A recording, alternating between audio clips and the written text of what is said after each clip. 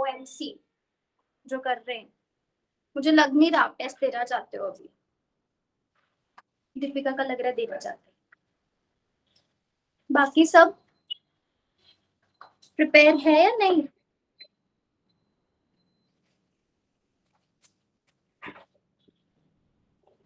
हम इस Friday test करते हैं, ठीक है? फ्राइडे या Saturday I tell you. It's like कि एटलीस्ट उसके अकॉर्डिंग आपका प्रिपेयर तो होगा, पढ़ोगे तो सिर्फ बिकॉज OMC के कुछ पुराने जो आपके लेक्चर्स हैं, या हम हाफ OMC रख सकते हैं, ठीक है? फुल का नहीं रखते, हम हाफ OMC का टेस्ट रखेंगे, ठीक है?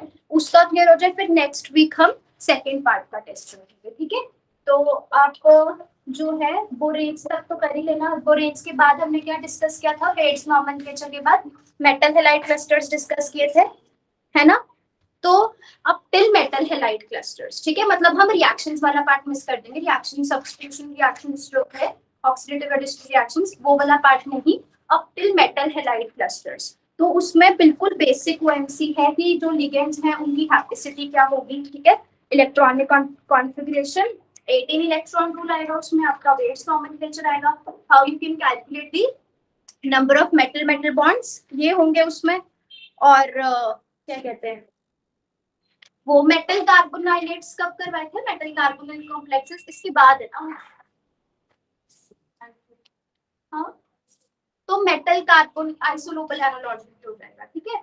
और एक मेटल कार्बोनिल्स भी हम इंक्लूड करें, ठीक है? क्योंकि उसमें कुछ नहीं, बैक पाई बॉन्डिंग का कॉन्सेप्ट है, उसके बाद की जो रिएक्शन है हमारे सब्स्टिट्यूशन वगैरह वो बाद में। तो अब टिल मेटल कार्बोनिल्स जहाँ पे बैक पाई बॉन्डिंग है, ठीक है? तो ऑनलाइन स्टूडेंट्स भी और आप सब भी जो अभी एंटर किए हो क्लास में, फ्राइडे या Saturday I will inform you the day, okay? We are going to conduct an OMC test up till metal carbonyls, okay? ठीक है? मेटल कार्बोनिल्स में जहां हमने बैक पाई बॉन्डिंग का कॉन्सेप्ट किया था वहां तक, ठीक है? और एक और चीज भी की थी उसमें, आई थिंक इथीन का बैक पाई बॉन्डिंग एल्कीन वाले सिस्टम में, मतलब बैक पाई बॉन्डिंग का करना है तो वो बैक पाई बॉन्डिंग कार्बोनिल्स की करी थी हमने, और एक एल्कीन वाले सिस्टम ऑलिफिन्स की, ठीक है? तो वहां तक आपका टेस्ट होगा।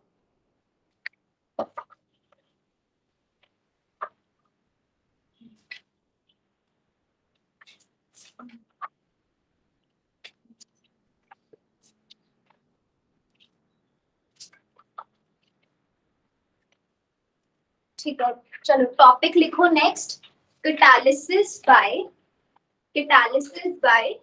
organometallic compounds, catalysis by organometallic compounds। सबसे पहले लिखो इसमें Wilkinson's catalyst, catalysis by organometallic compounds। तो बेसिकली हमने अब क्या पढ़ना है कि जो अभी तक हमने organometallic compounds पढ़े हैं वो किस तरह से एज अ कैटलिस्ट काम करते हैं, ठीक है? और इसमें सबसे पहला कैटलिस्ट हम पढ़ेंगे विल्किंसन्स कैटलिस्ट। इसका फॉर्मूला बताओ क्या होता है, कौन सा मेटल होता है इसमें? प्रोपोडियम, उसके साथ ligands triphenyl phosphine thrice and chlorine, ठीक है? इसका IUPAC नॉमेनक्लेचर लिखो, क्या होगा? IUPAC नॉमेनक्लेचर जो हम कोऑर्डिनेशन कंपाउंड्स में फॉलो करते हैं वही ऑर्गेनोमेटालिक कंपाउंड्स में आएगा। तो ऑर्गेनोमेटालिक कंपाउंड्स जो आपके कोऑर्डिनेशन कंपाउंड्स हैं उसमें IUPAC लिखने का क्या मेथड होता है? रूल नंबर 1, हमें मेटल को नाम देना है या लिगेंड को नाम देना है? किसने पढ़ा था कोऑर्डिनेशन? बताओ दीपिका। लिगेंड्स को नाम देना है। लिगेंड कौन से हैं? क्लोरीन और ट्राइफेनाइल फॉस्फेट। तो पहले नाम किसको देंगे? जो अल्फाबेटिकली ऑर्डर में सबसे पहले आता है, तो दैट इज क्लोरो, ठीक है? फॉस्फीन बाद में आता है ना, फॉस्फोरस P, तो chloro comes before, so you will write chloro. इतने हमारे पास, और अगर हमारे पास more than one ligand is present तो you have to mention its number also.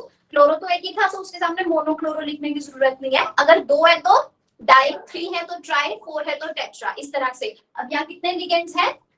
3, पर इसके नाम में ही ट्राई आ रहा है ना? तो जब नाम में ही लिगेंड का नाम क्या है? Triphenyl phosphate. तो जब नाम में ही बाई ट्राई आ जाए तो फिर आप उसको नंबर कैसे दोगे? बिस, ट्रिस, टेट्राकिस, otherwise वो triphenyl phosphate, it looks awkward, right? So we write it as chloro tris triphenyl phosphine, और जब भी हमारे पास ऐसे दो वर्ड्स रिपीट होते हैं जैसे ट्रिस फिर ट्राई, तो हम हमेशा इस लिगेंड को कैसे रखते हैं, ब्रैकेट्स के अंदर, ठीक है। और उसके बाद नाम किसका देंगे, मेटल का, दैट इज रोहोडियम। और रोहोडियम की ब्रैकेट में ऑक्सीडेशन स्टेट विच इज +1, और हमें कैसे लिखना है, रोमन न्यूमरल्स में, ठीक है। Now calculate its electron count, कितना इलेक्ट्रॉन काउंट है इसका,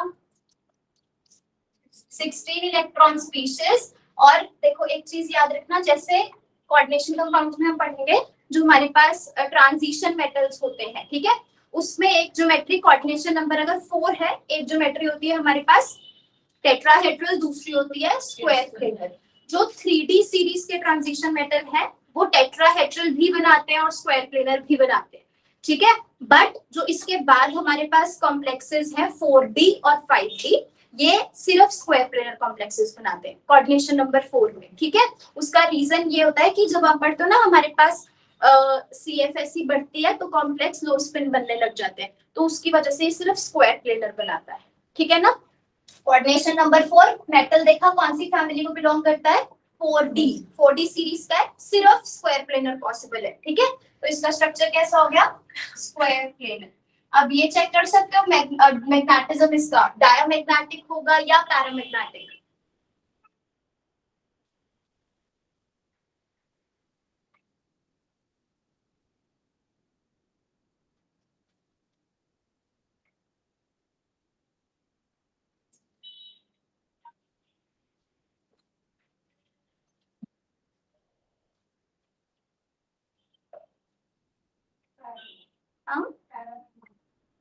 कैसे चेक किया, कैसे चेक किया, पहले रोडियम की ऑक्सीडेशन स्टेट फाइंड की, कैसे चेक करोगे डायमैग्नेटिक है या पैरामैग्नेटिक है, पहले रोडियम की ऑक्सीडेशन स्टेट कितनी आई, +1 है। रोडियम की इलेक्ट्रॉनिक कॉन्फ़िगरेशन क्या होती है, 3D7 4s2 है ना, पर एक इलेक्ट्रॉन कम तो 3D7 4s1, क्योंकि कॉम्प्लेक्सेस सिर्फ लो स्पिन बनते हैं तो पेयरिंग हो जाएगी, s का इलेक्ट्रॉन अंदर शिफ्ट हो जाएगा ना 3D में, यस और नो। तो फिर यहाँ पे क्या आ जाएगा, 3D8 4s0, तो यहाँ पे हमारे पास 3D में 8 इलेक्ट्रॉन्स हैं, तो 8 इलेक्ट्रॉन्स ऐसे ही फिल करोगे, हो गए 8 इलेक्ट्रॉन्स फिल। अब इसके बाद this is 3D then 4s then 4p, और क्या होता है 4D, 3D 4s 4p then 4D। अब अगर मैंने बोला स्ट्रक्चर कैसा है, स्क्वायर प्लेनर, स्क्वायर प्लेनर का मतलब हाइब्रिडाइजेशन क्या होगी, DsP2। तो DsP2 तभी हो सकती है जब यहाँ पे इनर d ऑर्बिटल वेकेंट हो, अगर इसमें इलेक्ट्रॉन प्रेजेंट है तो क्या होगा, sp3 होगी, टेट्राहेड्रल होता, बट स्क्वायर प्लेनर का मतलब इनर d ऑर्बिटल यूज हो रहा है। तो हम क्या करेंगे, पहले इस इलेक्ट्रॉन की पेयरिंग कर देंगे, ठीक है, और पेयरिंग करने के बाद हमारे पास इस तरह से 4 पेयर्स बन जाएंगे, एक ds और फिर यहाँ से 2 p ऑर्बिटल्स, ये हो जाएगी हमारे पास dsp2 हाइब्रिडाइजेशन। तो यहाँ पे हमारे पास क्या होगा, क्लोरीन लिगेंड इलेक्ट्रॉन्स देगा, देन 3 ट्राइफिनाइल जो है वो इलेक्ट्रॉन्स देगा। तो कॉम्प्लेक्स कैसा होगा, क्या हुआ लास्ट बेंच, डाउट है कोई, दिख नहीं रहा, आप थोड़ा सा इधर शिफ्ट हो जाओ इन दोनों के बीच में, आप थोड़ा सा इधर हो, अब दिख रहा है, पक्का पक्का दिख रहा है ना, नहीं तो यहाँ पे आगे वाले बेंच पे आ जाओ, ठीक है, एसी की ठंड लगती है वहां, ओके क्लियर है सबको। देखो जब भी हमें कॉम्प्लेक्स का निकालना होता है कि that complex is magnetic character निकालना है कि वो डायमैग्नेटिक है या पैरामैग्नेटिक है, तो सबसे पहला स्टेप क्या होगा, आपने जो मेटल गिवन है उसकी ऑक्सीडेशन स्टेट लिखनी है, ठीक है, वो आपको पता है रोडियम +1 में है, तो सिस्टम कैसा हो जाएगा 3D7 4s1, इलेक्ट्रॉनिक कॉन्फ़िगरेशन पता होनी चाहिए। फिर मैंने आपको बताया था कि इस केस में जितने भी ऑर्गेनोमेटालिक कंपाउंड्स हैं उसमें आप s के सारे इलेक्ट्रॉन्स d में शिफ्ट करते हो, फर्स्ट लेक्चर ऑर्गेनोमेटालिक कंपाउंड्स का। तो यहाँ पे s का इलेक्ट्रॉन जब अंदर d में शिफ्ट होगा तो 3D8 4s0 हो गया, ये 3D ऑर्बिटल्स है, 3D के बाद क्या आता है 3 क्वांटम नंबर के बाद 4 स्टार्ट होगा, तो उसमें 4s आएगा, 4p आएगा, फिर 4d आएगा, आगे 4f भी प्रेजेंट होगा, ठीक है, पर वो लिखने की जरूरत नहीं है, ये भी याद रखना। वैसे n इज इक्वल टू 1 है, ठीक है, तो ये शेल नंबर 1, ठीक है, इसमें अगर आपकी शेल 1 है तो इसमें सब शेल 1 ही होगी, that is 1s, okay. If n is 2, ये पीरियोडिसिटी में क्या था हमने, इफ n इज 2 तो इसमें सब शेल्स कितनी होंगी, 2, तो एक s दूसरी p, अगर n is 3 then you have 3 subshells, 3s, 3p and 3d. If n is 4 then you have 4s, 4p, 4d and 4f.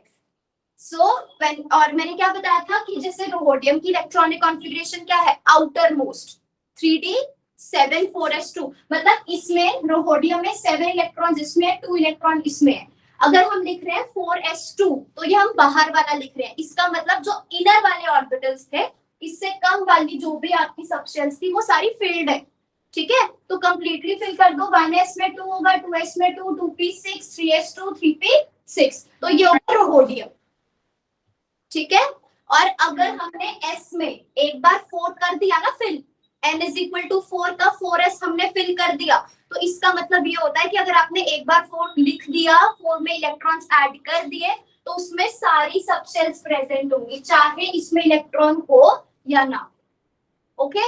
So if you're writing n is equal to, मतलब this is 4s1 या 4s2, that means electron is present in 4s, but इसका मतलब ये नहीं कि बाकी की उसके पास सबशेल्स नहीं होंगी, ठीक है, उसके पास 4p भी होगा, 4d भी होगा, उसके पास 4f भी होगा, चाहे वो वेकेंट हो। इसीलिए हमने यहाँ पे रोडियम के लिए क्या लिखा, पहले 3d लिखा, 3d में इलेक्ट्रॉन्स थे, फिर 4s में एक इलेक्ट्रॉन था जो हमने अंदर शिफ्ट किया, तो 4s है तो उसके पास 4p भी होगा, 4d भी होगा, उसके पास 4f भी प्रेजेंट होगा। ये इलेक्ट्रॉन जो यहाँ नहीं था पहले, ये इलेक्ट्रॉन कहाँ से आया है, यहाँ पे था 4s, ठीक है, ये इलेक्ट्रॉन अंदर शिफ्ट हुआ था, उसको मैंने यहीं ड्रॉ किया था, और फिर उस इलेक्ट्रॉन्स की पेयरिंग हुई थी, ठीक है, उन इलेक्ट्रॉन्स की पेयरिंग हुई थी, एक डी ऑर्बिटल वेकेंट होगा, तब जाके हाइब्रिडाइजेशन dsp2 बन जाएगी, ठीक है, dsp2 हाइब्रिडाइजेशन का मतलब ज्योमेट्री कैसी होती है, स्क्वायर प्लेन में, क्लियर हो गया।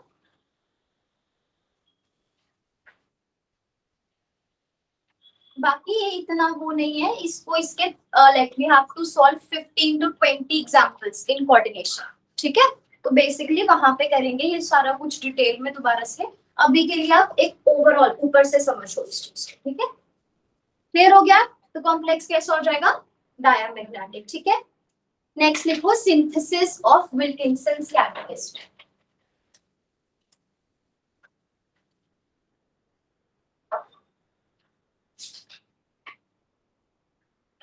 Synthesis of Wilkinson's catalyst.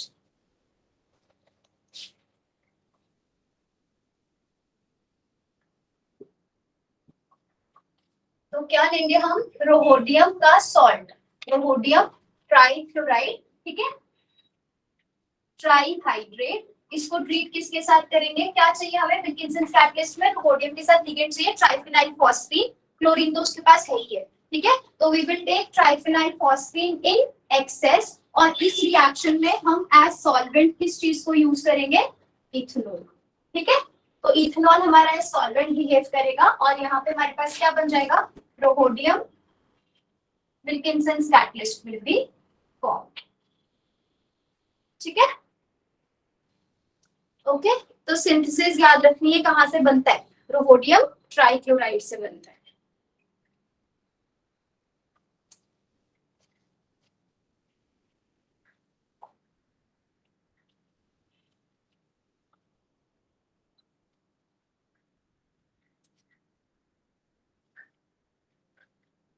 इसके साइड प्रोडक्ट्स भी लिख दो यहाँ पे,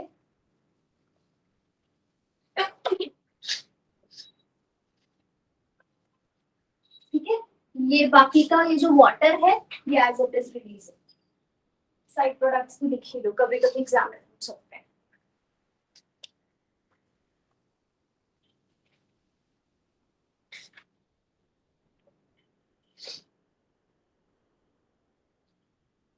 फंक्शन पता है सबको, विल्किंसंस कैटलिस्ट का क्या फंक्शन है बताया था क्लास में, hydrogenation of alkenes and alkynes also, ठीक है। और कैसी हाइड्रोजनेशन करता है ये, होमोजेनस या heterogeneous?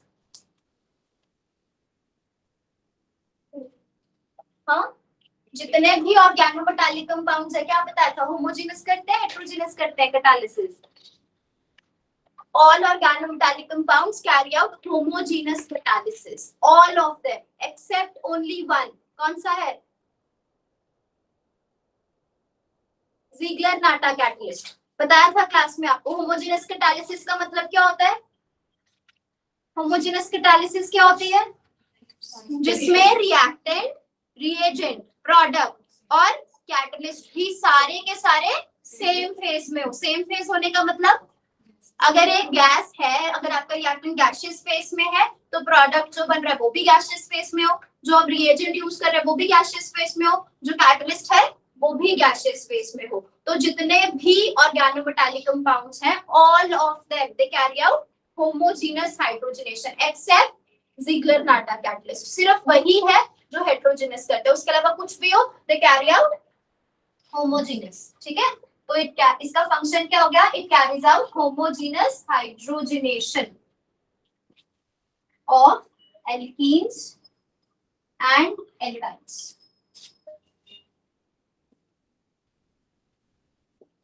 So if you have this alkene RCH double bond CH2, hydrogenation होने का मतलब क्या हुआ? एल्कीन्स किस में कन्वर्ट हो जाएंगे? एल्केन्स में। तो यहाँ हमें क्या यूज करना पड़ेगा? H2। तो ये भी आपकी gaseous, this is also gaseous, और साथ में WC विल्किंसन्स कैटलिस्ट, ठीक है। ये भी कैसा होगा? गैसियस फेज में। तो क्या करेगा? दो हाइड्रोजन एटम्स है, एक हाइड्रोजन एटम इस कार्बन पे जाएगा, एक हाइड्रोजन एटम इस कार्बन पे जाएगा, और फिर यहाँ से हमें एल्कीन बन जाएगी RCH2CH3। Again this is also gaseous.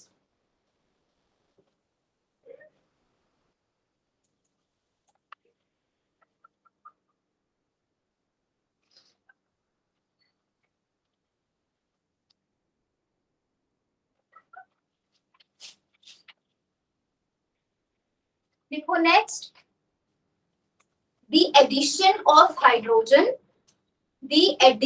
of hydrogen on the double bond, the addition of hydrogen on the double bond is syn addition. It is syn addition, ठीक है। तो अगर हम इसमें हाइड्रोजन की जगह ड्यूटेरियम ऐड कर रहे हैं, विल्किंसन्स कैटलिस्ट यूज कर रहे हैं, तो हमारे पास कैसा प्रोडक्ट बनना चाहिए? यू हैव CH3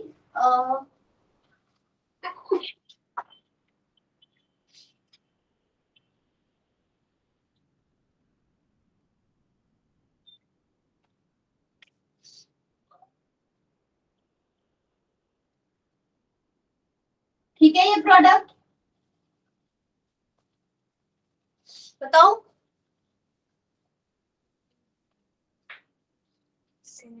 सिन है या नहीं? नहीं है ना? तो ये कैसी एडिशन है? This is anti periplanar. एक ड्यूटेरियम आप क्या से शो कर रहे हो? अबव साइड, अबव या मतलब इस तरह से, एक साइड यहाँ पे है, ठीक है, और दूसरा इधर, या वैसे ये इन प्लेन शो किया हुआ है। तो अगर ये आपकी डबल बॉन्ड थी यहाँ पे, ये आपका प्लेन था, तो एक इस साइड पे शो किया हुआ है और दूसरा इधर शो किया हुआ है, तो दिस इज नॉट सिन। तो सिन कैसे होगा? हमारे पास ये प्रोडक्ट बनेगा ड्यूटेरियम, ठीक है। तो यहाँ पे हमारे पास CH3 और हाइड्रोजन को पोजीशन अगर गिवन होगी तभी बता सकते हो आप, ठीक है। अगर आपकी एल्कीन ऐसे बनी हुई है, ये देखो इस तरह से, you have CH3 hydrogen, hydrogen and CH3। तो ये कब कैसे करना है? ये जो आपका डबल बॉन्ड है इसको ऐसे इमेजिन करना है इस प्लेन में, ठीक है। जो CH3 है वो मैम थोड़ा प्लीज बड़ा लिख दो। क्या स्वर्णिक? बड़ा? थोड़ा बड़ा लिख दो। Yes ma'am. ठीक है। ये देखो हमारी ये एल्कीन है, ठीक है, डबल बॉन्ड। तो इसके जो मिथाइल ग्रुप्स हैं ये सामने की तरफ आएंगे और ये बैक साइड पे क्या होगा?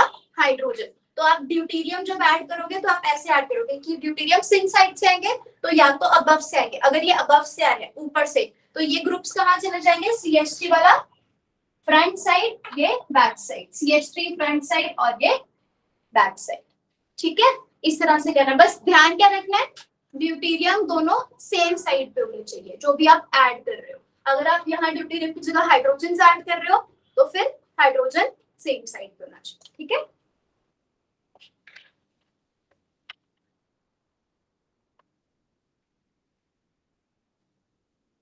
कर लिया। अच्छा, अब ऐसा कुछ है कि एक ही साइड से ऐड होंगे, या तो ऊपर से या नीचे से, ऐसा कुछ हो सकता है? यस और नो? सिन का मतलब क्या होता है? क्या इंफॉर्मेशन दी मैंने आपको अभी तक? Syn addition of hydrogen is syn. तो सिन क्या हो सकता है कि ये अगर हमारी ऐसे प्लेन है तो ड्यूटेरियम इस साइड से भी आके अटैक कर सकते हैं तो भी सिन है, और ड्यूटेरियम नीचे से आके भी अटैक कर सकते हैं तो भी सिन है। कितने प्रोडक्ट्स बन सकते हैं फिर? 2 प्रोडक्ट्स। कौन से बनेंगे, ड्रॉ करो साथ साथ में आप। Like we can add deuterium from above, deuterium आगे से ऐड करोगे तो जो COH ग्रुप्स है वो फ्रंट साइड पे चले जाएंगे और हाइड्रोजन्स बैक साइड पे, यही होगा। और पॉसिबिलिटी क्या है, ड्यूटेरियम बॉटम से आएंगे और ये COH अबव, ठीक है, यहाँ पर भी ये अबव। अब आपके पास क्वेश्चन कैसे आ सकता है कि what is the relationship in between the two, है ना? क्या रिलेशनशिप है दोनों के बीच में?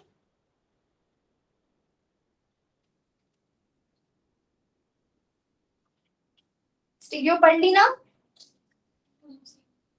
हाँ, क्या पूछते हैं रिलेशनशिप में? What is the relationship? Enantiomer. हाँ, होमोमर है, इनैंशियोमर है, आइडेंटिकल है, डायस्टीरियोमर है, क्या होगा ये?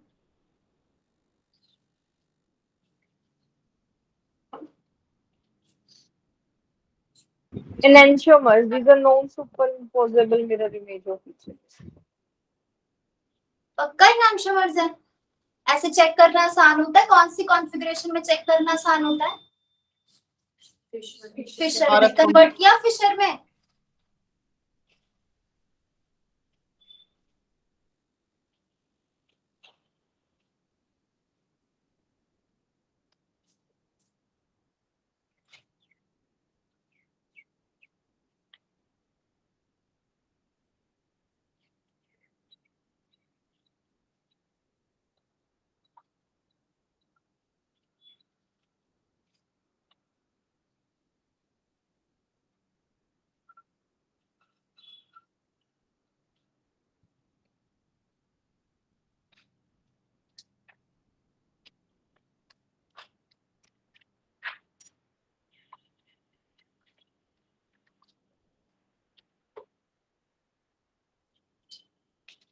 शगुन, क्या आंसर? आइडेंटिकल आ रहे हैं, है ना? मीसो कंपाउंड है, प्लेन ऑफ सिमेट्री नहीं पास कर रहा मॉलिक्यूल में। फिशर में भी कन्वर्ट करो, फिशर में नहीं भी कन्वर्ट करना तो भी दिख रहा है। यहाँ से आप अगर प्लेन पास करते हो, कहाँ से प्लेन पास होगा? इसको बाइसेक्ट करेगा इन दोनों एटम्स को, और वो प्लेन कहाँ से पास करेगा? इन दोनों के बीच में से, है ना? नहीं सॉरी, ये वाला प्लेन है, ये वाला प्लेन प्रेजेंट है। यहाँ से प्लेन पास करो तो ये क्या करेगा? इस COH को इधर रिफ्लेक्ट करेगा, इस हाइड्रोजन को इधर रिफ्लेक्ट करेगा, ड्यूटेरियम यहाँ से यहाँ रिफ्लेक्ट होगा। तो जब प्लेन ऑफ सिमेट्री एटम में से पास कर रहा है तो फिर वो क्या हो जाएगा? मीजो कंपाउंड हो गया ना। और इसमें कायरल सेंटर प्रेजेंट है। क्या होता है मीजो की condition? More than 1 chiral atom should be present, तो वो भी प्रेजेंट है। This is also chiral atom, this is also chiral atom. Plane of symmetry pass कर रहा है, ठीक है, तो कंपाउंड कैसा हो गया? मीजो। मीजो है तो मतलब दोनों आइडेंटिकल, ठीक है। तो ऐसे क्वेश्चन भी आ सकता है, they can mix organometallics with this stereochemistry, okay. ये देखो, अगर हमारे पास एल्काइन है, अभी तक एल्कीन्स किया था ना, अगर एल्काइंस गिवन है दिस वे, ओके, तो अब एल्काइंस को किस में कन्वर्ट करेगा? अगर आप इसमें हाइड्रोजन ऐड करते हो तो एल्काइन को किस में कन्वर्ट करेगा? Alkene. Again addition will be syn. तो जो डबल है या ट्रिपल बॉन्ड है वो ऐसे प्रेजेंट होते हैं। अब ट्रिपल बॉन्ड का मतलब ये आपका ट्रिपल बॉन्ड है, इसकी यहाँ पे एक साइड पे CH3 होगा और यहाँ से एक साइड पे क्या होगा? C3H7। तो जब आपको एल्कीन बनाना है, एल्कीन्स कैसे होते हैं? प्लेनर, ठीक है। एल्कीन्स कैसे होते हैं? प्लेनर, मतलब अगर आप हाइड्रोजन ऐड कर रहे हो तो या तो दोनों इस साइड से ऐड होंगे, अब अबव या बिलो नहीं आएगा, या तो दोनों इस साइड से ऐड होंगे, तो अगर इस साइड से ऐड होंगे तो C double bond C CH3, और ये दूसरी साइड चले जाएंगे और ये फ्रंट साइड से यहाँ से आ रहे हैं, ठीक है। मतलब आपका ट्रिपल बॉन्ड ऐसे था, हाइड्रोजन आपने यहाँ से ऐड किए, तो जो ग्रुप्स यहाँ ऐसे प्रेजेंट है वो इधर चले जाएंगे इस साइड पे, तो स्ट्रक्चर तो प्लेनर ही रहा ना पूरा। Alkenes are planar in nature, alkynes are also planar in nature. Triple bond ऐसे है और यहाँ आपका कौन सा था? CH3 group. अगर हाइड्रोजन इस साइड से आके अटैक करेगा तो CH3 पहले ऐसे था, वो इधर को शिफ्ट पीछे वाली साइड पे चला जाएगा, पर ये सारा स्ट्रक्चर अभी भी प्लेन में ही रहा, ठीक है। अबव क्या होता है? जैसे ये प्लेन है, इसके ऊपर ये, तो this is non planar, because वो इसी प्लेन में नहीं प्रेजेंट। अगर ये वाला है तो मतलब अभी भी उसी प्लेन में है, इधर कर दो तो भी प्लेन में रहा, इधर कर दो तो भी प्लेन में रहा, क्लियर हुआ। और अगर हाइड्रोजन बैक साइड से आएंगे तो CH3 इस साइड पे शिफ्ट हो जाएगा। तो मतलब क्या है? एल्काइंस में जब भी हाइड्रोजनेशन करते हैं विल्किंसंस कैटलिस्ट के थ्रू, देन हमेशा सिस एल्कीन्स ही बन सकती हैं, कभी भी ट्रांस एल्कीन्स नहीं बन सकती। ऐसा नहीं हो सकता एक हाइड्रोजन इस साइड से आ रहा है, दूसरा फ्रंट साइड से आ रहा है। Okay, so write down this next point, the addition of hydrogen, या पहले नोट कर लो, पहले नोट कर लो।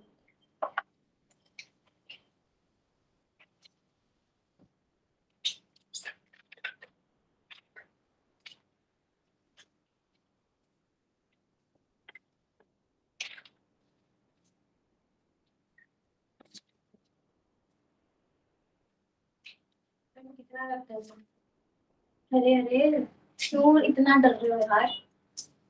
आपने तो स्टार्टिंग से क्लासेस लगाई है ना, फिर आपके बीएड एग्जाम आए बीच में, है ना? कितने लेक्चर मिस हुए?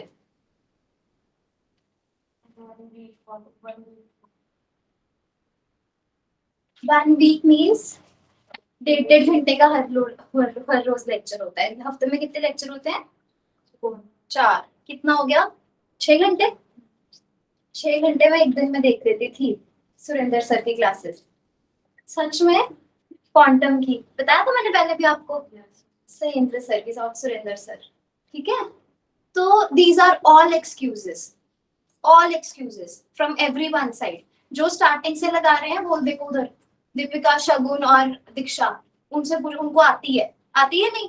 मैम का दिल रखने के लिए बोल आती है, हो रहे है ना? तो टेस्ट के लिए उन्होंने हाँ किया, तो वहां से पता लगता है कि नहीं प्रिपेयर्ड है, ठीक है। तो अगर आकांक्षा हैज जॉइंड इन बिटवीन, उसने दूसरे दिन आके भी मुझसे डाउट्स पूछे, पर आपको को फिर किसी को असर नहीं हुआ, मैंने उसकी एग्जांपल भी दी, या वो कि अभी बिल्कुल लास्ट पे आई है, ठीक है। Still she is covering up the syllabus, still she is coming to me and asking me doubts कि मैम इसमें बता दो हैप्टिसिटी कैसे फाइंड करना है, कि मैम इसमें बता दो क्या कैसे होगा, उसकी एग्जांपल भी दी। आप में से किसी को फिर असर नहीं हुआ? लग रहा मैं डांट रही हूँ, मैं डांट ही रही हूँ, ठीक है। तो दीज आर ऑल एक्सक्यूजेस कब करोगे फिर? जब एंड पे होगी तब। Why don't you think this way कि इस बार भी करनी है अच्छे से जितने हो सके, है ना? और फिर नेक्स्ट टाइम जब करेंगे that will be a revision for you. Okay, competition बहुत ज्यादा बढ़ गया है, पहले क्लियर करना आसान होता था, पहले 2 सब्जेक्ट्स कर जाओ, इनऑर्गेनिक फिजिकल खत्म, ऑर्गेनिक टच भी करने की जरूरत नहीं होती थी, वैसे क्लियर होते थे पहले पेपर। और अब तीनों करके जाओगे ना तब भी सिर्फ LS मिलता है, ये सिचुएशन आई हुई है। और मैंने 3 बार अटेम्प्ट दिया है, तो मुझे पता है वो चीज। थोड़ा सा इसको सीरियस लेना शुरू करो, ऐसे नहीं कि आज लगी क्लास, दोनों लेक्चर लिया और फिर घर जाके पहले खाना खाएंगे, फिर टीवी देखेंगे या फोन लैपटॉप चलाएंगे, नेटफ्लिक्स देखोगे, प्राइम चलाओगे, फिर आराम करेंगे, 2 घंटे सो जाएंगे, फिर उठ के शाम को देखो कैसे हंस रहे हैं। ये पता लगता है कि कुछ इनमें से कोई ना कोई चीजें करते हैं, है ना? फिर उसके बाद शाम को उठ के थोड़ी पार्क में गेड़ी मार के आएंगे, है ना, सैर करके आएंगे, फिर वहां पे डॉक्टर मारनी है, फिर सामान चल रहा है ना 15 की मार्केट की भी गेड़ी जरूरी है, बहाना होता है दूध लेने का, दही लेने का ठीक है। तो करो, सब कुछ करो, मैं कभी नहीं बोल रही कि ये चीजें नहीं करनी। जब मैं तैयारी करती थी तो ये सारी चीजें मैं करती थी फ्रेश होने के लिए, सुबह 4 बजे उठो, 7 साढ़े 7 क्लास होती है, मॉर्निंग का टाइम बहुत अच्छा होता है। 4 बजे पहले 2 घंटे उठ के पढ़ा करो, फिर क्लास में आए, यहाँ पे आके पढ़ा, ठीक है, थोड़ा सा ब्रेक लेके आए वहां से, ये भी नहीं 4 से 7:30 पढ़ रहे हो और फिर 7:30 यहाँ पे बिल्कुल बेहोश, ठीक है। थोड़ा सा ब्रेक लो, वहां पे 7 बजे तक पढ़ा, उसके बाद नहा लिया, धो लिया, वो सारे आई यूज्ड टू मतलब ब्रश अप माय टीथ, तो वो मेरे लिए ब्रेक होता था।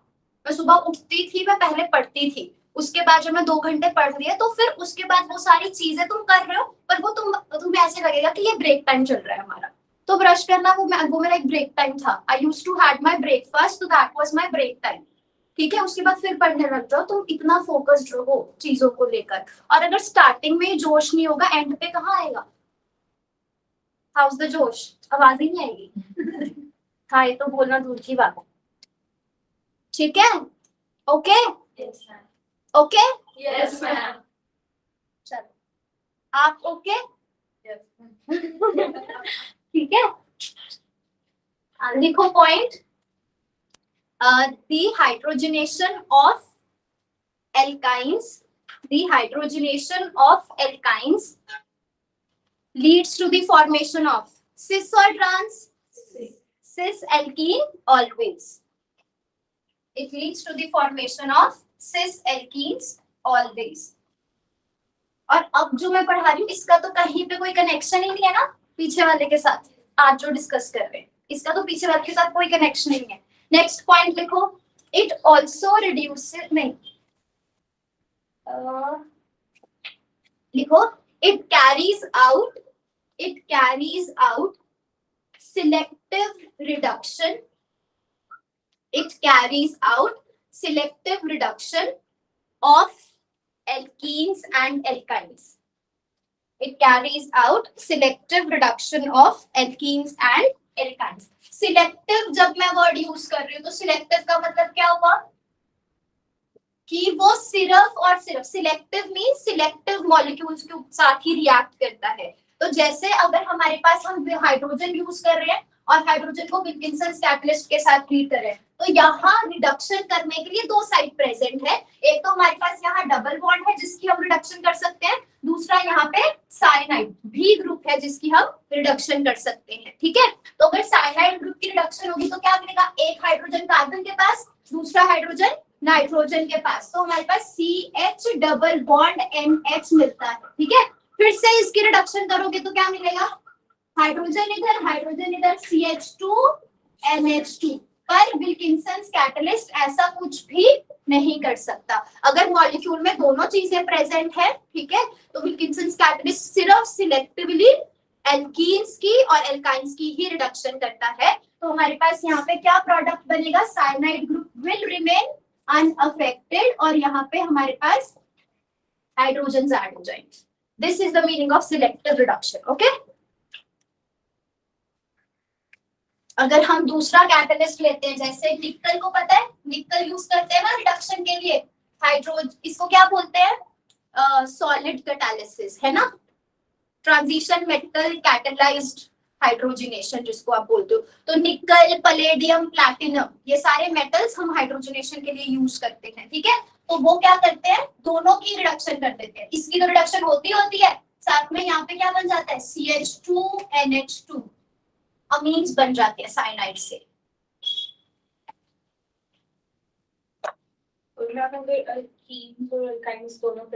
तो एल्कीन्स वो भी मैं लिखवाती हूँ।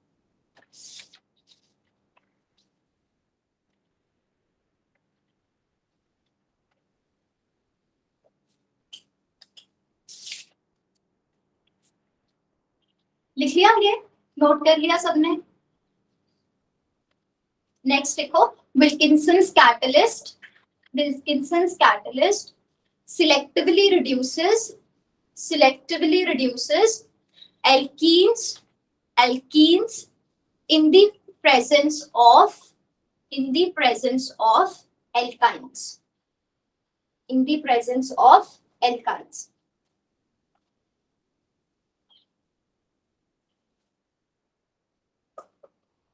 नेक्स्ट देखो, order of hydrogenation.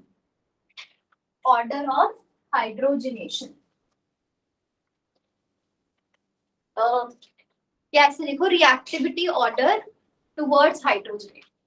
Reactivity order towards hydrogenation.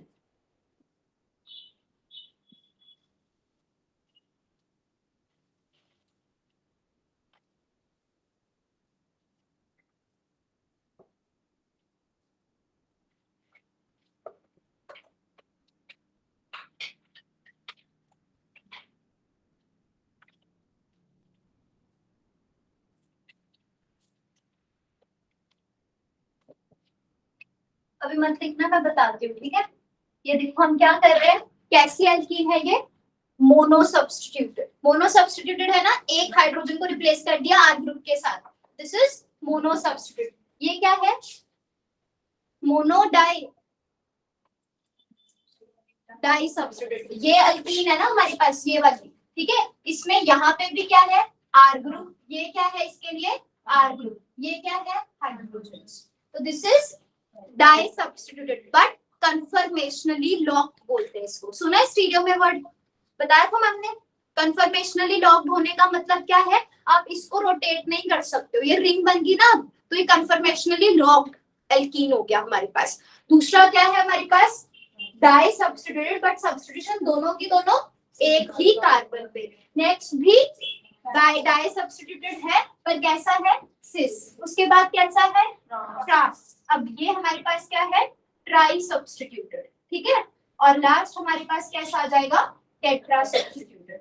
तो सारी की सारी क्या है, सभी की सभी एल्कीन्स हैं पर सब्स्टिट्यूशन डिफरेंट है। We have mono, then bi, then tri, then tetra. Bi में हमने डिफरेंट डिफरेंट कर लिए, ठीक है। ट्राई की तो एक ही पॉसिबिलिटी, और कोई पॉसिबिलिटी नहीं थी। टेट्रा की भी एक ही पॉसिबिलिटी थी। बाई की हमारे पास ज्यादा पॉसिबिलिटीज थी, ठीक है। वो सिस भी हो सकता है, वो ट्रांस भी हो सकता है, तो वो हमने नोट किया। अब विल्किंसंस कैटलिस्ट क्या करता है, it reduces the less sterically hindered alkenes पहले, ठीक है, उसको पहले करता है। जो जिसमें स्टेरिक हिंड्रेंस कम होगी उसकी रिडक्शन वो पहले करेगा। तो रिएक्टिविटी ऑर्डर क्या हो जाएगा, इस साइड पे टेट्रा तक इंक्रीज और डिक्रीज, डिक्रीज। तो हमारे पास इस तरह से रिएक्टिविटी ऑर्डर आएगा, ठीक है। तो जो हमारे पास डाई सब्स्टिट्यूटेड हो, मोनो सब्स्टिट्यूट होगा, उसको सबसे पहले रिड्यूस करेगा, then bi, then tri, then tetra. और बाई का ऑर्डर याद रखना है, ठीक है, कि सिस को आसानी से करता है as compare to trans. Conformational lock तो सबसे ज्यादा इजीली करता है रिड्यूस, ठीक है।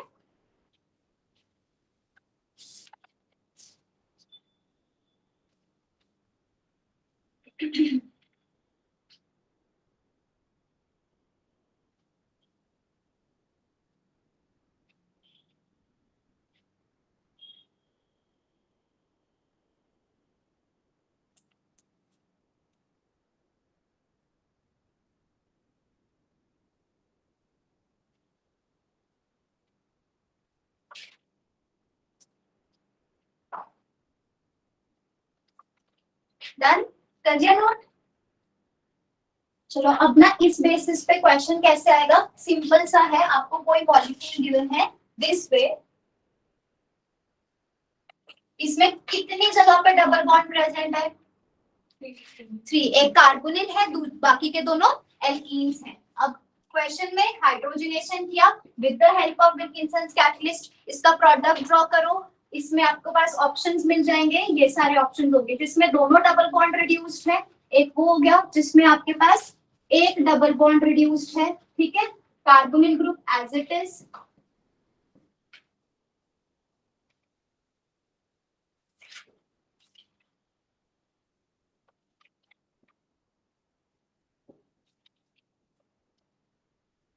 क्या होगा आंसर,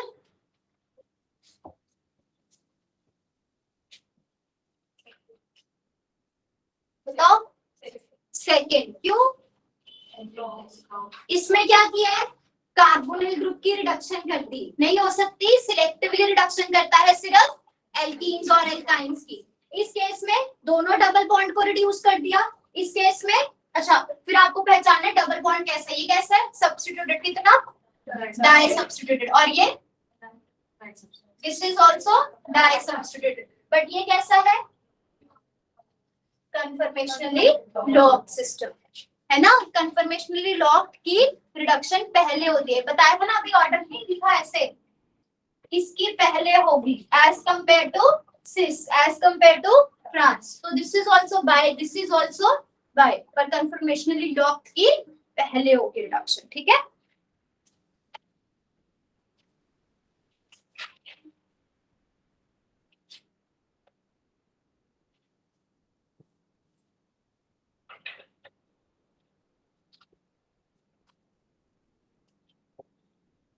ये बताओ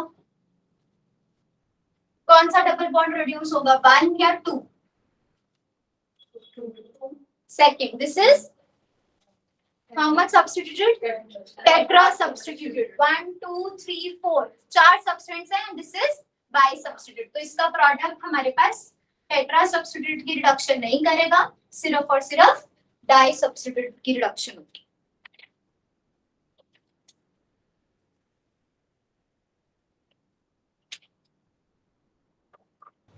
मैम अगर क्वेश्चन में लिखा हो कि विल्किंसन कैटलिस्ट एक्सेस में ले लिए तो दोनों रिड्यूस हो जाएंगे?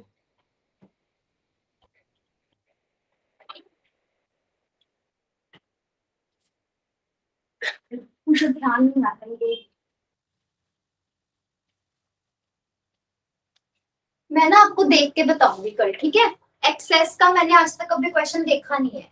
ठीक है, कि विल्किंसन कैटलिस्ट एक्सेस में कहीं पे भी किसी भी रिएक्शन में गिवन हो, मोस्टली तो देखो 90% चांसेस होते हैं कि वो ऐसी, क्योंकि विल्किंसन कैटलिस्ट का कैरेक्टरिस्टिक फीचर है, मतलब ये उसका आइडेंटिफाई या स्पेशल फीचर है कि वो सिलेक्टिव रिडक्शन करता है। तो वो जान के पॉइंट भी यही पूछते हैं कि अगर हमारे पास 2-3 एल्काइंस गिवन है, 2-3 एल्कीन्स गिवन है तो क्या होगा।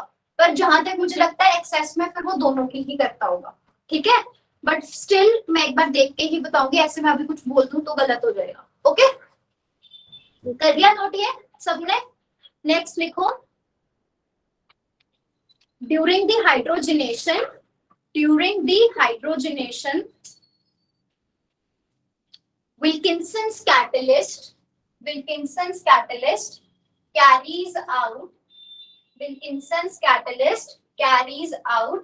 chelation. Wilkinson's catalyst carries out chelation. Chelation with atoms having, chelation पता है ना क्या होती है? It carries out chelation with atoms having lone pair. Chelation बताती हूँ। Chelation with atoms having lone pair. Chelation का मतलब होता है रिंग जैसा स्ट्रक्चर बनना। ठीक है, उसको हम बोलते हैं chelation। इसका डिटेल में भी मैं आपको बताती हूँ। जैसे मान लो हमारे पास ये कोई मॉलिक्यूल प्रेजेंट है,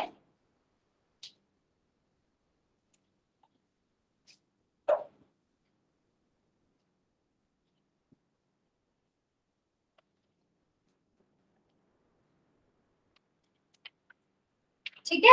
हमने क्या किया, ये हमारे पास मॉलिक्यूल है, मॉलिक्यूल में क्या क्या है, डबल बॉन्ड है, और डबल बॉन्ड के साथ साथ हमारे पास मॉलिक्यूल में कोई ऐसा एटम है जिसके पास लोन पेयर भी प्रेजेंट है, जैसे यहाँ पे ऑक्सीजन प्रेजेंट है। ठीक है, तो अगर हम इसकी हाइड्रोजनेशन करते हैं in the presence of Wilkinson's catalyst, what happens, Wilkinson's catalyst is rhodium, है ना, रोहोडियम के साथ लिगेंड्स अटैच्ड है। तो रोहोडियम मतलब ट्रांजिशन मेटल है जिसके पास वेकेंट ऑर्बिटल्स होंगे इलेक्ट्रॉन्स को एक्सेप्ट करने के लिए। तो जैसे मान लो यहाँ पे हमारे पास रोहोडियम था, इसके पास वेकेंट ऑर्बिटल्स थे जिसमें वो इन इलेक्ट्रॉन्स को एक्सेप्ट कर सकता है। ठीक है, यहाँ से इलेक्ट्रॉन डेंसिटी रोहोडियम की तरफ शिफ्ट होगी, उसके बाद रोहोडियम के साथ क्या अटैच्ड होंगे, हाइड्रोजन्स। ठीक है, फिर वो क्या करेगा, ये हाइड्रोजन को डिलीवर करेगा एल्कीन पे।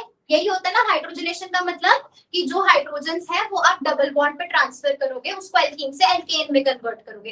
तो वो हाइड्रोजन्स कौन ट्रांसफर करता है, जो आप कैटलिस्ट यूज कर रहे हो, मतलब मैकेनिज्म में कुछ ऐसा होगा जिससे रोहोडियम के साथ हाइड्रोजन्स लग जाएंगे। ठीक है ना, और फिर रोहोडियम हाइड्रोजन्स इनको ट्रांसफर, अदरवाइज फिर हम रोहोडियम यूज ही क्यों कर रहे हैं, सीधा हाइड्रोजन यही ऐड होने होता है, तो वो मैकेनिज्म नहीं बना ना। मैकेनिज्म में क्या होगा, रोहोडियम उसको ट्रांसफर करेगा, हाइड्रोजन्स देगा और फिर बाद में उससे अलग हो जाएगा। तो कुछ ना कुछ ऐसा होता है मैकेनिज्म में जिससे रोहोडियम के साथ, रोहोडियम के पास वेकेंट ऑर्बिटल्स है इलेक्ट्रॉन्स को एक्सेप्ट करने के लिए, ऑक्सीजन से वो इलेक्ट्रॉन्स एक्सेप्ट करेगा और फिर ये हाइड्रोजन्स किसको ट्रांसफर करेगा, इन डबल बॉन्ड्स को। ठीक है ना, तो किलेशन का मतलब क्या होता है, देखो रिंग जैसा स्ट्रक्चर बनता है इसमें हमारे पास, डॉटेड वाली शो कर रहे हैं ना हम, तो रिंग जैसा स्ट्रक्चर बनता है। अब इसका रिजल्ट क्या होगा वो इंपॉर्टेंट है, ठीक है। कॉन्सिक्वेंसेस क्या होंगे अगर आपके पास ये वाला ग्रुप मतलब टॉप में प्रेजेंट है, जैसे मान लो ये डबल बॉन्ड है हमारा, ठीक है, ये ग्रुप CH2OH ऐसे प्रेजेंट है, तो रोहोडियम कहाँ होगा, इसके साथ अटैच्ड। मान लो ये आपके पास डबल बॉन्ड है, ये मार्कर का जो यहाँ पे टिप है दिस इज ऑक्सीजन एटम, तो रोहोडियम कहाँ अटैच्ड होगा, नीचे हो सकता है रोहोडियम अटैच्ड, नहीं। अगर ऑक्सीजन ऊपर प्रेजेंट है तो रोहोडियम भी अबव वाली साइड में प्रेजेंट होगा। तो ये जो आपका डबल बॉन्ड है, रोहोडियम का काम क्या है, उसको हाइड्रोजन ट्रांसफर करना। अगर रोहोडियम ऊपर प्रेजेंट है तो रोहोडियम हाइड्रोजन बॉन्ड भी ऊपर प्रेजेंट होगा, और हाइड्रोजन कौन से साइड से डिलीवर होंगे, अबव साइड से, ठीक है ना। किलेशन होने से रिजल्ट क्या होता है कि रोहोडियम अटैच हो जाता है ऑक्सीजन के साथ। अगर ऑक्सीजन अबव साइड में प्रेजेंट है तो रोहोडियम भी ऊपर होगा, ऑक्सीजन बॉटम में गिवन है तो रोहोडियम भी बॉटम में गिवन होगा, फिर वो उसी साइड से हाइड्रोजन को डिलीवर करेगा। इसका मतलब यहाँ हमारे पास जो प्रोडक्ट बनेगा दैट इज दिस वन। यहाँ डबल बॉन्ड था ना, तो यहाँ हाइड्रोजन अबव, ये वाला हाइड्रोजन भी अबव। अगर गिवन क्या है, यहाँ पे हमारे पास CH2OH अबव साइड पे प्रेजेंट। ओके, क्लियर हुआ। अगर वो बॉटम में गिवन होता तो हाइड्रोजन बॉटम से ट्रांसफर होते।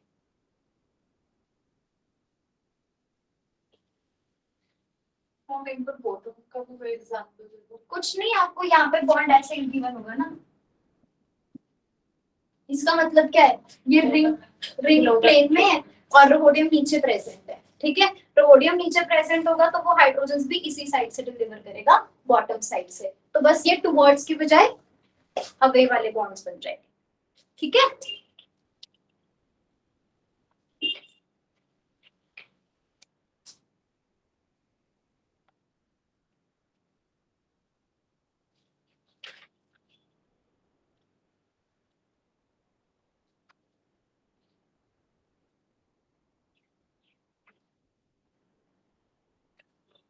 जब हमने रिएक्टिविटी का ऑर्डर किया तो वहां पे हमने इथीन लिखी थी,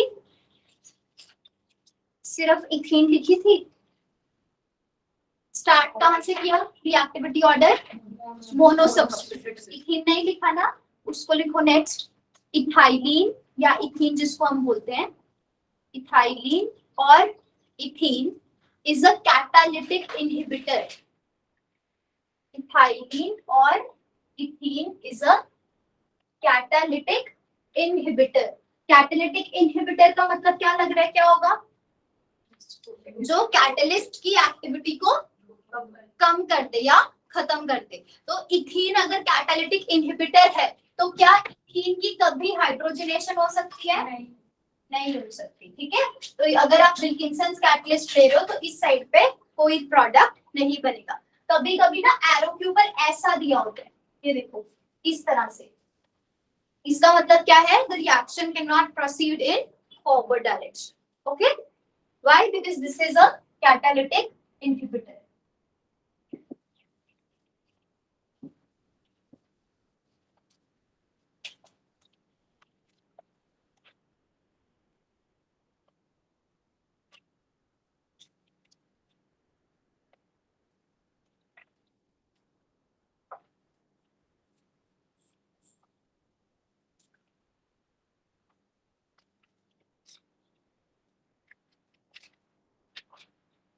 कर लिया, रब कर दो, नेक्स्ट लिखो।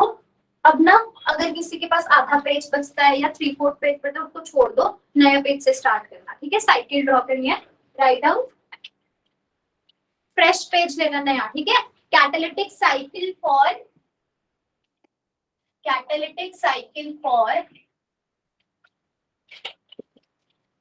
विल्किंसंस कैटलिस्ट।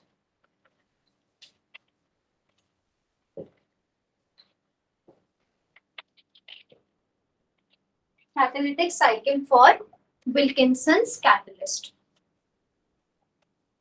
Very important, ठीक है। सारे कैटालिटिक साइकिल्स बहुत इंपॉर्टेंट हैं।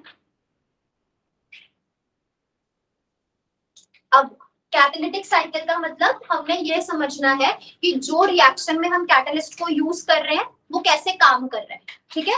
रोहोडियम का काम क्या है, एल्कीन्स की हाइड्रोजनेशन करना, एल्कीन्स के ऊपर हाइड्रोजन्स का ट्रांसफर करवाना। कौन करवाएगा, रोहोडियम का कैटलिस्ट। तो आपको क्या करना पड़ेगा, एक तो माइंड में ये याद रखना है कि रोहोडियम का कैटलिस्ट का काम ये होगा कि रोहोडियम के साथ हमें कहीं ना कहीं एल्कीन का बॉन्ड भी बनाना है और रोहोडियम के साथ कहीं ना कहीं हमें हाइड्रोजन्स का बॉन्ड भी बनाना है और फिर हाइड्रोजन ट्रांसफर हो जाएंगे एल्कीन के साथ, ठीक है ना। तो अभी जो हमारे पास सिचुएशन है वो क्या है, रोहोडियम का कैटलिस्ट क्या था, रोहोडियम के साथ क्या प्रेजेंट है, ट्राइफिनाइल फॉस्फीन, कितने 3, और साथ में एक और लिगेंड अटैच्ड है क्लोरीन। तो अभी इसके ऊपर ना तो हाइड्रोजन अटैच्ड है ना ही इसके ऊपर कोई एल्कीन अटैच्ड है। इसका फंक्शन क्या है, एल्कीन्स के साथ हाइड्रोजन का ट्रांसफर। तो दिस बेसिकली कॉम्प्लेक्स कैसा है, 16 इलेक्ट्रॉन स्पीशीज जिसमें रोहोडियम की ऑक्सीडेशन स्टेट +1 है। सबसे पहले हम क्या करेंगे रिएक्शन में, इसमें हाइड्रोजन्स को ऐड करेंगे। कौन सी रिएक्शन हो जाएगी, मैंने बोला था सारी रिएक्शंस याद करके आनी है, ऑक्सीडेटिव एडिशन, ट्रांसमेथिलेशन, रिडक्टिव एलिमिनेशन, और क्या था, beta hydride elimination, migratory insertion और कार्बोमेटाइलेशन।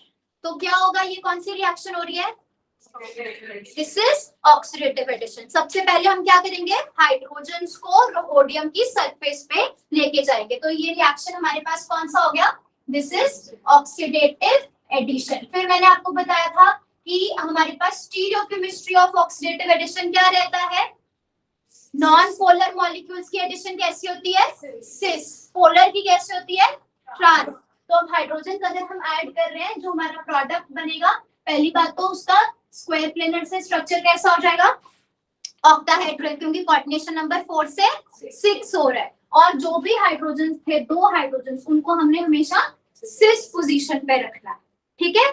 बाकी के ट्राइफिनाइल फॉस्फीन प्रेजेंट है और एक क्लोरीन प्रेजेंट है। तो अभी क्या कर दिया, ऑक्सीडेटिव एडिशन, स्ट्रक्चर कहां से, 16 इलेक्ट्रॉन से 18 इलेक्ट्रॉन शिफ्ट हो जाएगा, रोहोडियम की ऑक्सीडेशन स्टेट +3।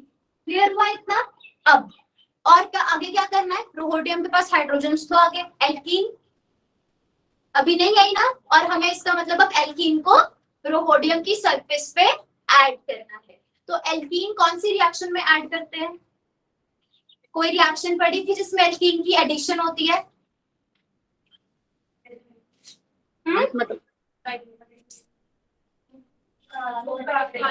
कार्बोमेटाइलेशन और एल्कीन इंसर्शन जिसे हम बोलते हैं, पर वो किस पे होती है, 16 इलेक्ट्रॉन स्पीशीज पे। 18 इलेक्ट्रॉन पे तो डायरेक्ट कभी भी कुछ भी ऐड नहीं कर सकते, किया था ना। तो यहाँ पे हमें क्या करना है, कार्बोमेटाइलेशन, एल्कीन की इंसर्शन करनी है रोहोडियम के पास, पर वो तब तक नहीं हो सकती जब तक ये 18 इलेक्ट्रॉन स्पीशीज है। तो क्या करना पड़ेगा, इसको 16 में कन्वर्ट करना पड़ेगा। हाइड्रोजन रिमूव करके करते हैं, नो, फिर ऐड ही क्यों किया हाइड्रोजन, हमें तो एल्कीन के ऊपर हाइड्रोजन्स को ऐड करना है। तो हमें मतलब किसी को रिमूव करना है, या तो क्लोरीन रिमूव करना है या फिर ट्राइफिनाइल फॉस्फीन। किसको रिमूव करना चाहिए, ट्राइफिनाइल फॉस्फीन। क्यों, 2 इलेक्ट्रॉन्स भी है और वो बल्कि लिगेंड भी है, तो स्पेस क्रिएट हो जाएगा एल्कीन के लिए, ठीक है ना। तो यहाँ से हम क्या करेंगे, सबसे पहले ट्राइफिनाइल फॉस्फीन को रिमूव, और इंटेंशनली कौन सा बॉन्ड ब्रेक करो, जो हाइड्रोजन के साथ वाला है, क्योंकि हमें पता है बाद में हमें कार्बोमेटाइलेशन करनी है, और कार्बोमेटाइलेशन भी सिस ही हो सकती है, ट्रांस पे नहीं होती। तो यहाँ पे हमारे पास क्या हो जाएगा, रोहोडियम हाइड्रोजन्स, पहले इसको ऐसे शो करो, वेकेंट स्पेस क्रिएट होगा, ठीक है। You have triphenyl phosphine and chlorine. तो ये रिएक्शन कौन सा होगा, नहीं कौन सा हुआ, रिडक्टिव एलिमिनेशन क्या होती है, 2 आयनिक लिगेंड्स का रिमूव होना। यहाँ पे क्या है, कौन सा, न्यूट्रल लिगेंड रिमूव हो रहा है। कौन सी रिएक्शन है ये, लिगेंड डिसोसिएशन, लिगेंड रिमूव किया, सिंपली लिगेंड डिसोसिएशन। तो यहाँ से हमने ट्राइफिनाइल फॉस्फीन को रिमूव किया, this reaction is called as ligand dissociation. Okay, next reaction में क्या करेंगे, डबल बॉन्ड और ये ठीक है, तो इसको क्या बोलेंगे, अभी तो हमने सिर्फ लिगेंड ऐड किया है, तो रोहोडियम मत बनाओ, पहले देख लो सारा, ठीक है। या फिर अब जैसे मैं बना रही हूँ, मेरे पास स्पेस नहीं बचेगा तो हिसाब से बचाना, मैं तभी पूरे पेज पे ड्रॉ करवा रही हूँ आपसे, ऐसे ही छोटा सा मैं ड्रॉ करना स्टार्ट कर देना, इसको नीचे की तरफ स्टार्ट करना, ठीक है, वरना आपका सर्कल पूरा नहीं होगा यहाँ पे, ठीक है, उनको दिखेगा नहीं, तो आपको ड्रॉप बिग ऑल्सो। यहाँ रोहोडियम, इसके साथ पे हमारे पास 2 हाइड्रोजन अटैच्ड है, ठीक है, और क्लोरीन देन फॉस्फोरस, ये फॉस्फोरस अभी जो वेकेंट स्पेस क्रिएट हुआ था वो क्या ऑक्यूपाई कर लेगा, एल्कीन। देखो मैं डबल बॉन्ड नहीं ले रही क्योंकि थीन इज कैटालिटिक इनहिबिटर, हम मोनो सब्स्टिट्यूट ले, ठीक है। तो ये कितना था 18 इलेक्ट्रॉन, यहाँ से 2 इलेक्ट्रॉन रिमूव किए, कितना हो जाएगा 16 इलेक्ट्रॉन। रोहोडियम के ऑक्सीडेशन स्टेट में कोई चेंज आएगा नहीं आएगा क्योंकि हम न्यूट्रल लिगेंड रिमूव कर रहे हैं, तो rhodium will be +3 oxidation state. Next हमारे पास क्या हो जाएगा 18 electron species, again rhodium is in +3 क्योंकि डबल बॉन्ड भी न्यूट्रल होता है। अब नेक्स्ट स्टेप, अब देखो हमारे पास क्या है, जितनी रिएक्शंस हमने पढ़ी वो भी याद रखनी है, और जो हमें आगे करना है एल्कीन्स को एल्केन्स में कन्वर्ट करना है वो भी ध्यान रखना है। तो यहाँ पे डबल बॉन्ड है, डबल बॉन्ड पे हाइड्रोजन आने चाहिए। कौन सी रिएक्शन की थी, रोहोडियम हाइड्रोजन बॉन्ड, अभी जो बताया कार्बोमेटाइलेशन, रोहोडियम हाइड्रोजन बॉन्ड प्रेजेंट है, यहाँ एल्कीन प्रेजेंट है, तो ये एल्कीन इसके बॉन्ड में इंसर्ट कर देंगे, तो एल्कीन इंसर्शन करनी है, या जिसे हम बोलते हैं कार्बोमेटाइलेशन। कैसे होती है एल्कीन की इंसर्शन, वो भी याद है आपको, मैंने बताया था 2 प्रोडक्ट्स बनते हैं, लीनियर एंड ब्रांच, रिवाइज करके आयो, लीनियर और ब्रांच।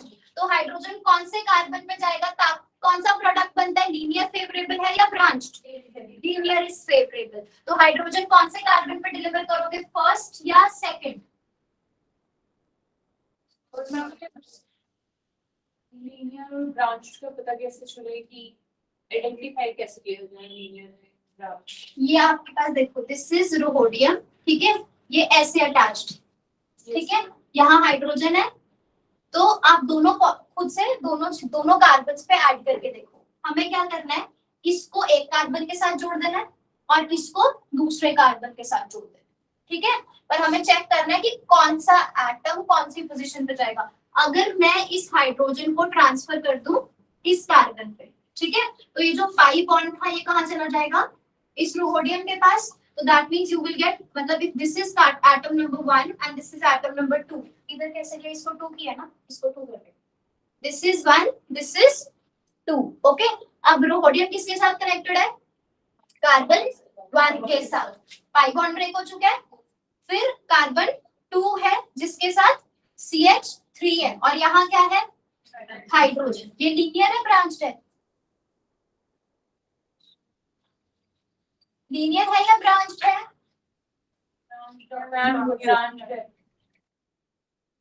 लीनियर है, वो मैंने ड्रॉ ऐसे कर दिया तो आपको लगा कि ब्रांच बन गया, है ना, लीनियर क्यों है फिर ये, दिख ही नहीं रहा यार,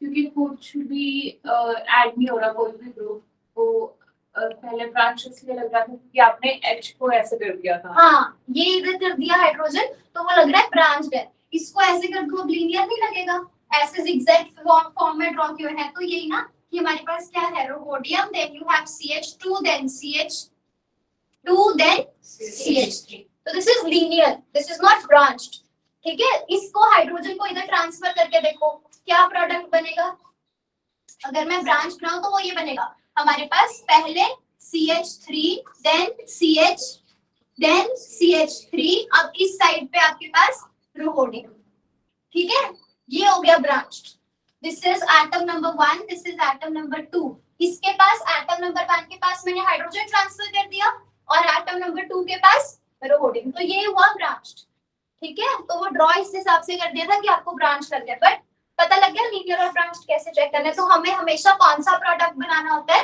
लीनियर प्रोडक्ट, रब कर दो इसको, ठीक है, ये तो आपको मैंने उसमें बताया हुआ है कार्बोमेटाइलेशन में, तो बस यहाँ पे कोई इसका ये रूल है कि आपको याद रखना है कि यहाँ हमें लीनियर प्रोडक्ट ड्रॉ करना है, तो हाइड्रोजन कहाँ ट्रांसफर करना है, एटम नंबर 2 पे, ताकि रोहोडियम इसके साथ बॉन्ड बनाए, ठीक है।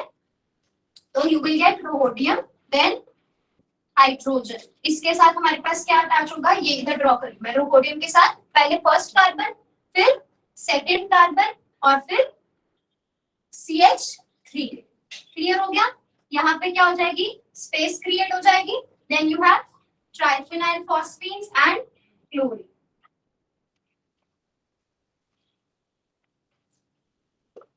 क्लियर हो गया।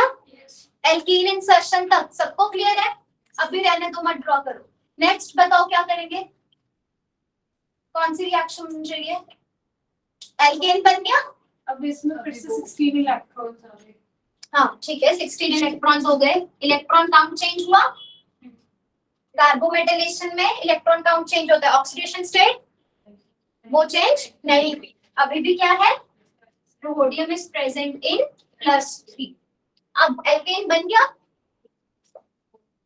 हाँ डबल बॉन्ड, एक क्या मिसिंग है, एक हाइड्रोजन। कैसे आएगा, रिडक्टिव एलिमिनेशन, राइट। हमारे पास क्या है, CH, क्या बनाना है हमें, एल्कीन कौन सा था, RCH डबल बॉन्ड CH2, इससे हमें क्या बनाना है, RCH2 देन CH3। यहाँ पे मैंने इसको कुछ नहीं है ना, ये R कर दो यहाँ पे, चाहे ये R, ठीक है, ये हर जगह पे R कर देना इसको, जब भी आप ये वाला R दो, ठीक है। तो यहाँ पे देखो क्या बन गया, R then CH2 then CH2, पर हमें इस कार्बन का क्या बनाना है, CH3, यही है ना, RCH double bond CH2, you have to make RCH2 CH3। तो ये R भी आ गया, CH2 भी आ गया। नेक्स्ट बस इसका ये वाला बॉन्ड ब्रेक करके ये वाले हाइड्रोजन को इसके साथ अटैच करना है। ये कौन सी रिएक्शन होती है, रिडक्टिव एलिमिनेशन। तो जब आप रिडक्टिव एलिमिनेशन करोगे यू विल गेट रोहोडियम, कर दी रिडक्टिव एलिमिनेशन, क्या बचेगा, रोहोडियम के साथ क्लोरीन, एक ट्राइफिनाइल फॉस्फीन, फिर दूसरा ट्राइफिनाइल फॉस्फीन, और यहाँ से क्या एलिमिनेट हो जाएगी, एल्केन, क्या RCH2 CH3, ठीक है, RCH2 CH3। अब इसको हम क्या बोलते हैं, ये हमारे पास जो बनता है इसको आप बोलते हो टी शेप्ड इंटरमीडिएट, ठीक है। इसका इलेक्ट्रॉन काउंट कितना बन जाएगा, यहां से बन रही है 16 इलेक्ट्रॉन स्पीशीज है ना, 16 इलेक्ट्रॉन स्पीशीज से रिडक्टिव एलिमिनेशन की, ये कितना इलेक्ट्रॉन डोनर था, 1, ये रिमूव हो गया, ये कितना था 1, ये रिमूव हो गया, कितने इलेक्ट्रॉन्स कम हुए 2, कितना हो जाएगा इलेक्ट्रॉन काउंट 14 इलेक्ट्रॉन स्पीशीज। रोहोडियम के ऑक्सीडेशन स्टेट में चेंज आएगा, यस और नो, यस। हाइड्रोजन के ऑक्सीडेशन स्टेट -1, इस पे फॉर्मल चार्ज -1, कम कितना हो गया 2, माइनस के 2 चार्ज चले गए, चार्ज कितना आ जाएगा यहाँ पे हमारे पास +1। रोहोडियम की ऑक्सीडेशन स्टेट भी चेंज हो जाएगी, it will be +1। Reductive elimination यही होता है ना, removal of ligands along with decrease in oxidation state. और बाद में हर रिएक्शन में जहां पे भी आप कैटलिस्ट यूज कर रहे हो, catalyst is renewed, okay, renewal of catalyst, catalyst remains unaffected in any reaction.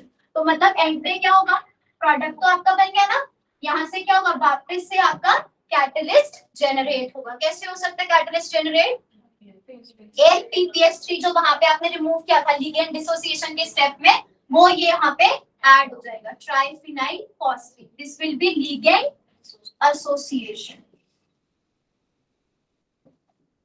Clear हो गया साइकिल सबको, ठीक है। तो फर्स्ट स्टेप क्या था, एक बार देख लो, अब फजल ना हो जाओ ड्रॉ करते टाइम।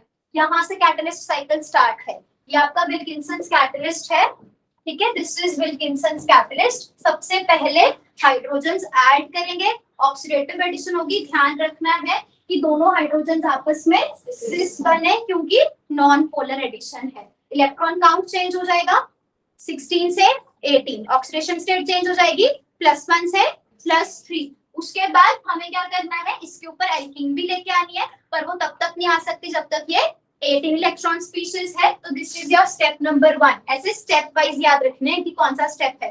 तो सेकंड स्टेप में हमारे पास क्या होगी, लिगेंड की डिसोसिएशन, स्पेस क्रिएट करेंगे।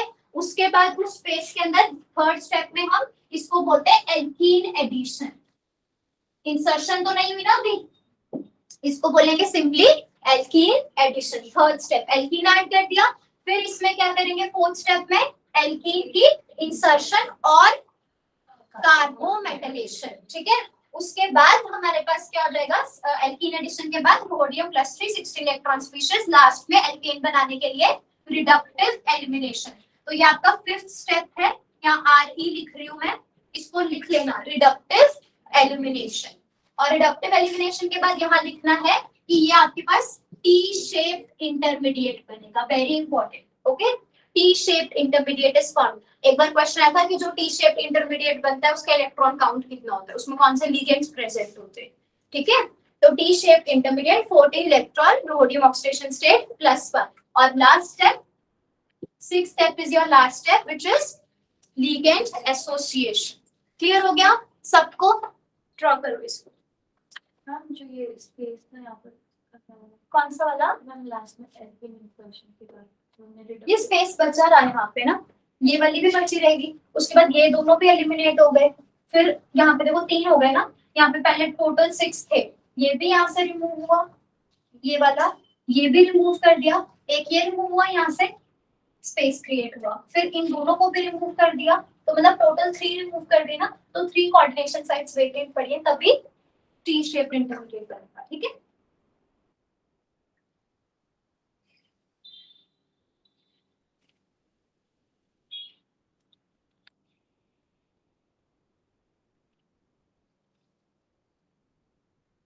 ओके, सो साइकिल को आपको याद भी स्टेप बाय स्टेप करना है, आपको याद होना चाहिए स्टेप 1 में क्या है, 2 में क्या है, 3 में क्या है, बिकॉज वो एग्जाम में आपसे ऐसे ही पूछेंगे कि थर्ड स्टेप कौन सा है, ठीक है, इस तरह से आता है।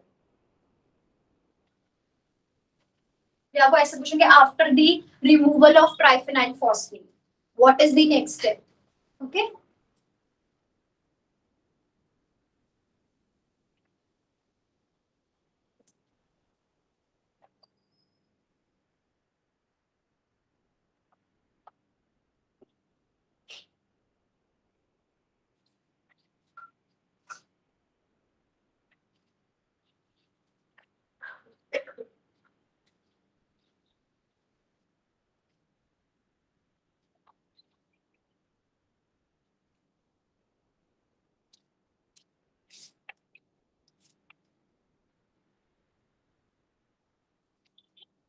ऐसे हमारे पास 4 साइकिल्स और हैं, ठीक है, 4 साइकिल तो ये हो गया, इसके बाद 4-5 साइकिल और हैं, तो आपको अच्छे से हर एक साइकिल याद, और कंफ्यूज नहीं करना डिफरेंट डिफरेंट, ठीक है।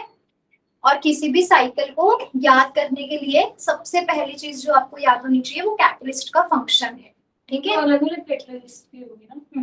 बट बात ये है कि अगर आपको कैटलिस्ट का फंक्शन नहीं याद तो साइकिल भूल जाओगे सारा। अगर आपको कैटलिस्ट का फंक्शन याद है फिर भी आप सोच सकते हो रिएक्शन कैसी होनी चाहिए आगे, ठीक है। तो फंक्शन इज इम्पोर्टेंट।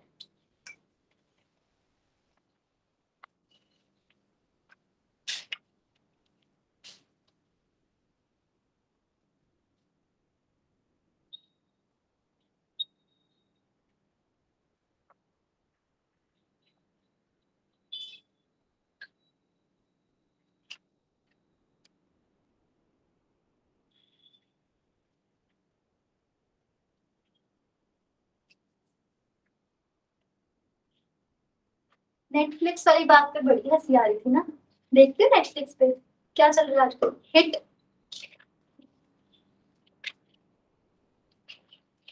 पंद्रह की मार्केट गेड़ी मारते हो? नहीं, हम तो बहुत मारते थे। कौन कौन मारता है? सारे तो स्टूडेंट्स यही घूम रहे होते 50 की मार्केट में। मुझे मिले भी थे कोई, तो मुझे याद नहीं आ रहा कौन मिला था। दीक्षा आप मिले थे ना? आप भी मिले थे।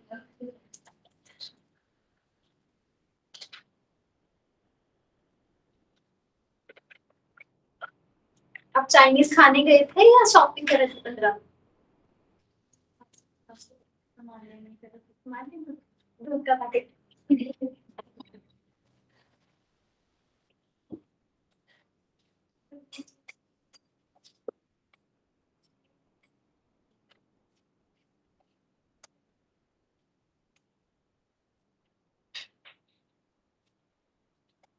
ठीक है, आज इतना ही करेंगे। ओके, कल विल्किंसन्स कैटलिस्ट का एक और साइकिल है, एक और फंक्शन है विल्किंसन्स कैटलिस्ट का, उसका साइकिल ड्रॉ करेंगे। तो बेटर रहेगा फिर से आज जिन्होंने कर लिया रिवाइज अच्छी बात है, जिन्होंने नहीं किया रिएक्शंस याद करके आना सारे, ठीक है। सारी रिएक्शंस आपको पता होनी चाहिए कि जैसे कार्बोमेटाइलेशन है तो वो 18 पे हो सकती है या नहीं, उसके अगर हम कार्बोमेटाइलेशन करते हैं तो उसके बाद जो इलेक्ट्रॉन काउंट है वो चेंज करता है या नहीं, ऑल ऑफ दिस, तभी साइकिल अच्छे से पता लगेंगे। आई वांट साइकिल आप खुद ड्रॉ करो, मुझे बताने की जरूरत नहीं पड़नी चाहिए कि पहले स्टेप में क्या होना चाहिए, ठीक है। क्लियर हो गया? डाउट्स हैं कोई? किसी को डाउट है? ऑनलाइन स्टूडेंट्स में कोई डाउट है किसी को? मैम हाँ जी, मैम मेरे को वो नाइट्रोजन वाला क्लियर कर दो कौन सा वाला? कि जब हम नाइट्रोजन एटम सिंगल लेते हैं तो कभी कभी उसको इलेक्ट्रॉन काउंट 3 ले लेते हैं, कभी 5। देखो अगर तो आपका ऐसा होता है कि अगर नाइट्रोजन टर्मिनल पोजीशन पे प्रेजेंट है मेटल के साथ तो उसका इलेक्ट्रॉन काउंट 3 ही होगा, ठीक है। 5 आप तब लेते हो जब आप क्लस्टर का कोई एग्जांपल सॉल्व कर रहे हो ना। आप ऐसे करना, मेरे को अभी व्हाट्सएप पे जो वो दो जिसमें आपको लग रहा है 3 लिया है और जिसमें 5 लिया है वो वाले दोनों एग्जांपल सेंड करना, मैं आपको एक्सप्लेन कर दूंगी कि 3 कब लेना है और 5 कब, ठीक है। वो मुझे एग्जांपल्स के साथ ही आपको एक्सप्लेन करना पड़ेगा। मैम मैंने आपको भेज रखे हैं वो दोनों। क्या? मैम मैंने आपको भेज रखे हैं वो दोनों, आप देख लेना। ये मैं चेक कर लेती हूँ, ठीक हाँ है। जी। और किसी को डाउट है? आपने नोट करा लिखा? सबने कर लिया नोट?